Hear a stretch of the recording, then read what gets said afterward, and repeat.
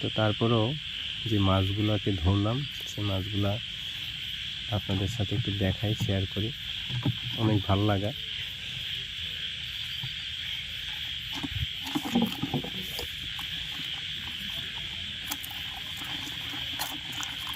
কত পিস মাছ ধরলাম সেটা এখনো বলতে পারতেছি না, মোটামুটি হবে।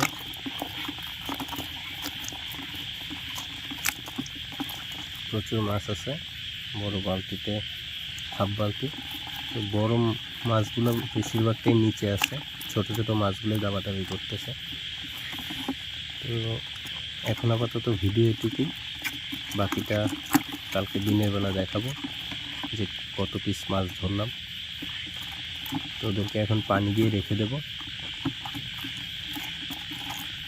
এর পরের পার্ট সকাল